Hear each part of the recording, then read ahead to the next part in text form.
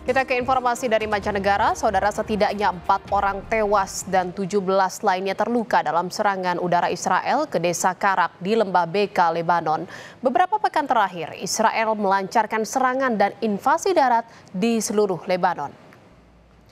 Sejak gelombang serangan Israel pada pertengahan September lalu, lebih dari 1.400 orang tewas di Lebanon dan lebih dari 1 juta orang mengungsi.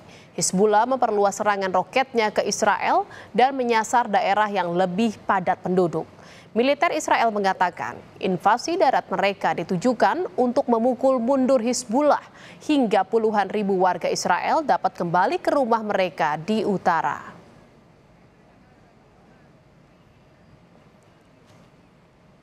Saudara, Indonesia mengutuk keras serangan tentara Israel ke pasukan penjaga perdamaian PBB di Lebanon.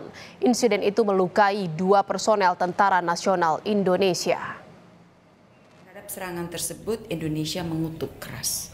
Indonesia mengutuk keras serangan tersebut.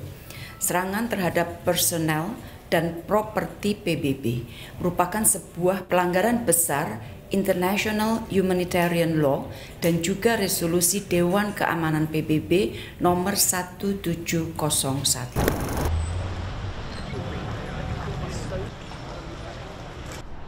Indonesia mengutuk keras serangan tentara Israel IDF terhadap pasukan penjaga perdamaian PBB di Lebanon atau UNIFIL. Insiden tersebut melukai 2 personel Tentara Nasional Indonesia.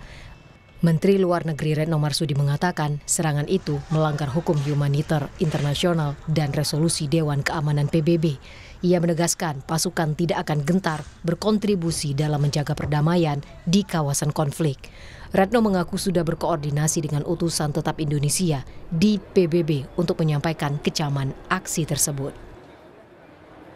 Serangan terhadap tower di Nakura. Dan ada 2 personel yang terluka, dan kedua penjaga perdamaian tersebut adalah personel dari Indonesia.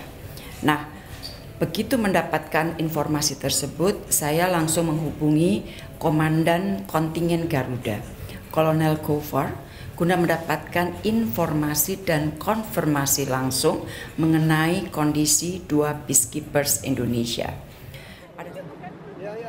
Sebelumnya, pemerintah Indonesia telah memulangkan 79 warga negara Indonesia dan 1 warga asing dari Lebanon sejak Agustus lalu.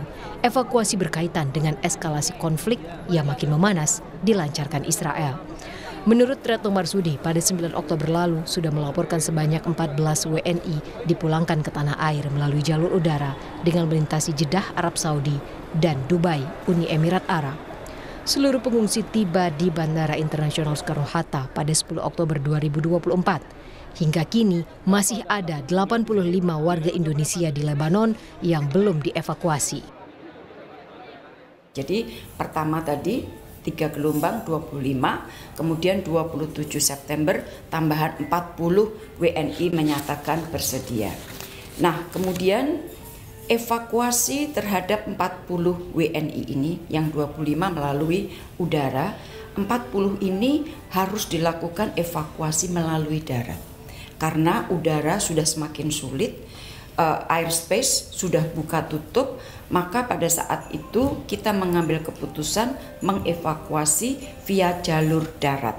Jalurnya cukup panjang, Beirut, Damaskus, Amman, kemudian dari Amman baru terbang ke Jakarta. WNI yang sudah berhasil dievakuasi per 10 Oktober adalah 79 WNI plus 1 warga negara asing yang merupakan spouse dari WNI.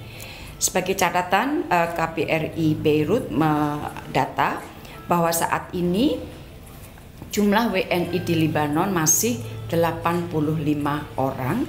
Mayoritas adalah WNI yang menikah dengan warga negara Lebanon dan per saat ini belum ingin dievakuasi. KBRI Beirut sudah meningkatkan status menjadi siaga 1 pada 4 Agustus 2024. Situasi ini seiring peningkatan eskalasi yang dinilai bisa membahayakan keselamatan warga negara Indonesia. Evakuasi WNI akan terus melakukan evakuasi melalui jalur udara secara bertahap. Tim Liputan, Kompas TV.